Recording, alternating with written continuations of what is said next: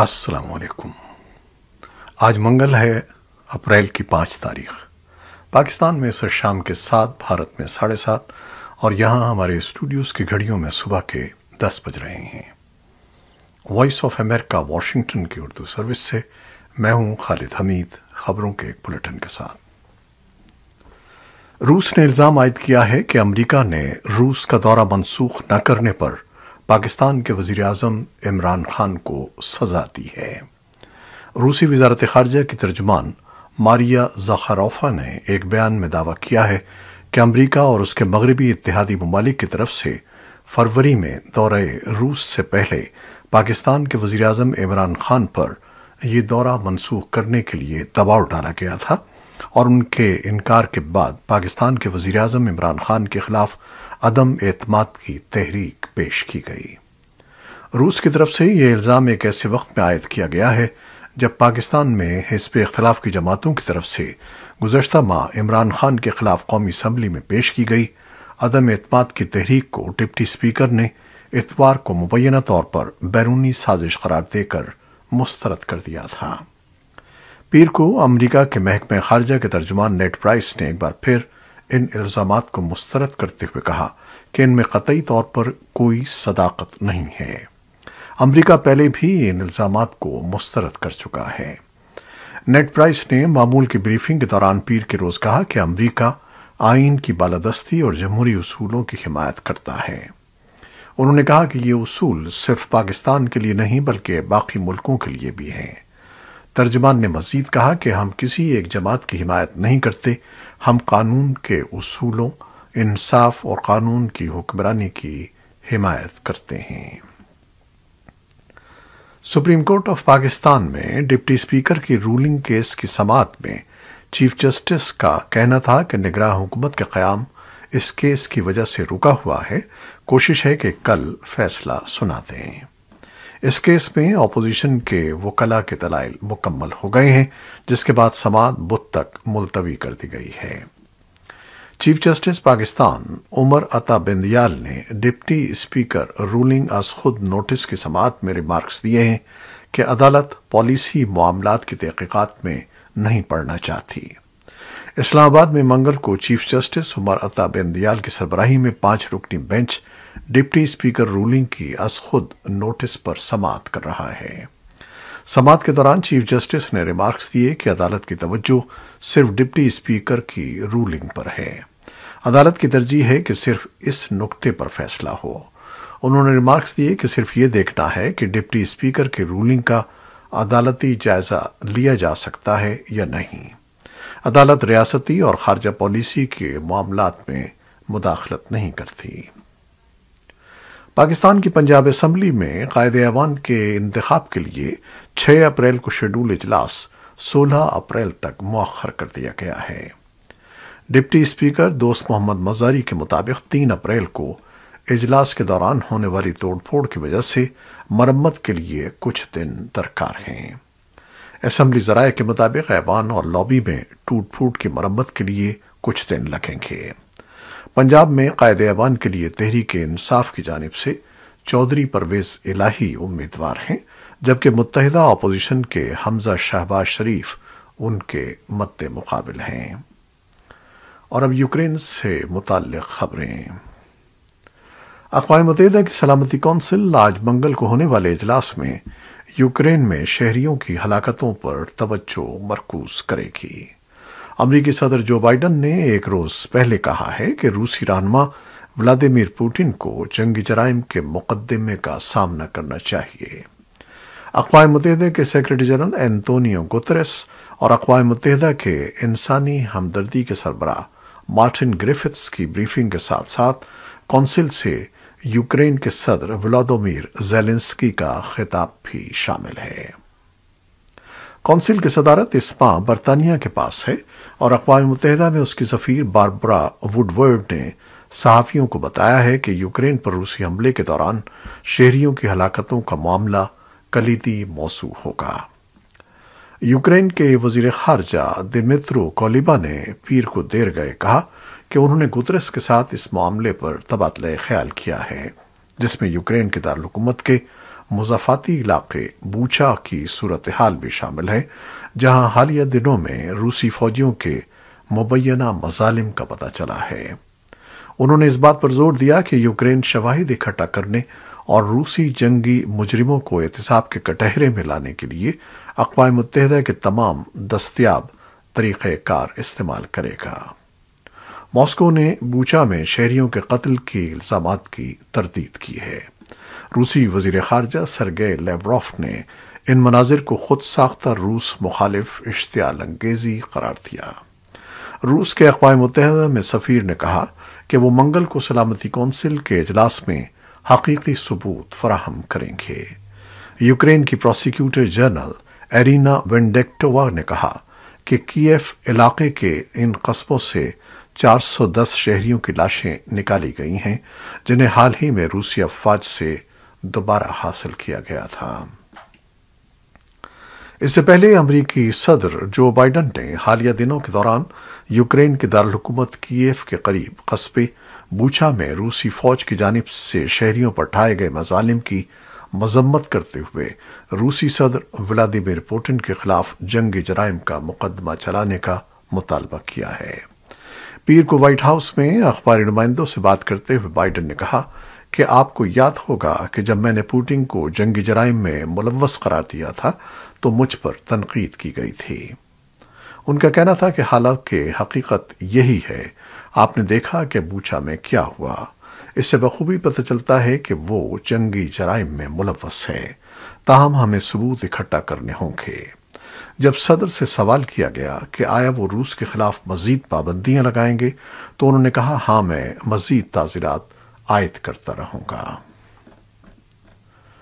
برطانیہ کی وزارت دفاع نے منگل کو کہا کہ یوکرین کی افواج نے چرنیف اور کیف کے شمال میں واقع علاقوں سے روسی افواج کو پسپا کرنے کے بعد وہاں دوبارہ قبضہ کر لیا ہے۔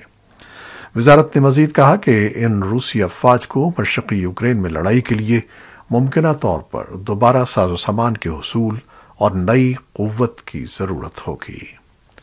یوکرین کے جنرل اسٹاف نے کہا کہ مشرقی ڈونیٹسک اور لوہانسک کے علاقے اب روس کی توجہ کا مرکز ہیں، کیونکہ وہ ان علاقوں پر مکمل کنٹرول حاصل کرنے کے مقاصد کے ساتھ دوبارہ منظم ہو رہا ہے۔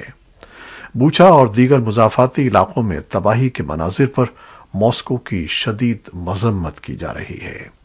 اٹلی اور ڈنمارک نے منگل کو اعلان کیا کہ وہ روسی سفارتکاروں کو ملک بدر کر رہے ہیں۔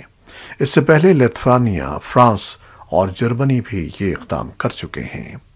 امریکی محکمہ خارجہ نے کہا کہ یوکرین کی درخواست پر واشنگٹن استغاثہ کی ایک کثیر القومی ٹیم کی مدد کرے گا جو مبینہ مظالم کے ثبوت اکٹھے کرے گی۔ یورپی کمیشن کی صدر ارسولا وان در لیئن نے پیر کو ٹویٹ کیا کہ یورپی یونین تفتیش کاروں کو یوکرین بھیجے گا تاکہ وہاں جنگی جرائم کی دستاویز تیار کرنے میں مدد کی جا سکے۔ امریکہ نے کہا ہے کہ وہ چاہتا ہے کہ اقوام متحدہ کی جنرل اسمبلی یوکرین میں روسی جنگی جرائم کے الزامات کا حوالہ دیتے ہوئے روس کو انسانی حقوق کونسل سے نکال دے۔ عالمی ادارے میں تعینات امریکی سفیر لنڈا تھامس گرین فیلڈ نے پیر کو کہا کہ انسانی حقوق کی کونسل میں روس کی شرکت ایک مذاق ہے اور یہ غلط ہے۔ یہی وجہ ہے کہ ہم سمجھتے ہیں کہ اب وقت آ گیا ہے کہ اقوام متحدہ کی جنرل اسمبلی انہیں ہٹانے کے لیے ووٹ دے۔ انہوں نے اپنے مطالبے کی بنیاد یوکرین کی جانب سے لگائے گئے ان الزامات کو بنایا جس میں کہا گیا تھا کہ روسی فوجیوں نے بوچا کے علاقے میں درجنوں شہریوں کو ہلاک کر دیا ہے۔ یوکرین نے کہا کہ وہ ان ہلاکتوں کی تحقیقات کر رہا ہے اور روس نے اس میں ملوث ہونے کی تردید کی ہے۔ روس کو کونسل سے نکالنے کے لیے 193 رکنی اسمبلی کا 2/3 ووٹ درکار ہے۔ افغانستان کے لیے ایک نئے سروے سے پتہ چلتا ہے کہ اگست میں افراتفری کے 7 امریکی انخلا کے بعد طالبان کی اقتدار میں واپسی نے افغانوں میں انتہائی مسائل پیدا کر دیے ہیں۔ گیلپ کے ایک سروے کے مطابق 94% افغانوں نے اپنی زندگی کو تکلیفوں سے دوچار قرار دیا ہے۔ گیلپ نے کہا کہ اگرچہ یہ سن 2005 کے بعد سے بلند ترین سطح تھی، لیکن 2017 کے بعد سے جب طالبان نے ملک کو واپس لینے کے لیے ایک طویل جنگ شروع کی تو مصائب میں اضافہ ہوا۔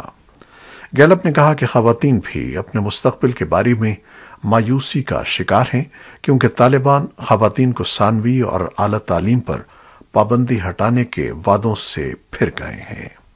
خواتین کو صحت کی دیکھ بھال اور پرائمری تعلیم کے علاوہ ہر شعبے میں کام کرنے سے روک دیا گیا ہے۔ گیلپ نے کہا کہ ملک میں انسانی امداد کی اشد ضرورت ہے، لیکن فروری میں روس کے یوکرین پر حملے کے بعد سے توجہ اس ملک سے ہٹ گئی ہے۔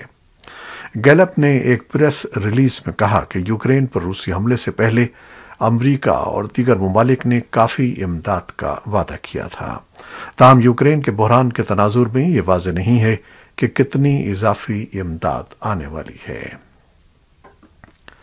اسلامی تعاون تنظیم یعنی OIC نے طالبان حکومت کی پوست کی کاشت پر پابندی کا خیر مقدم کیا ہے۔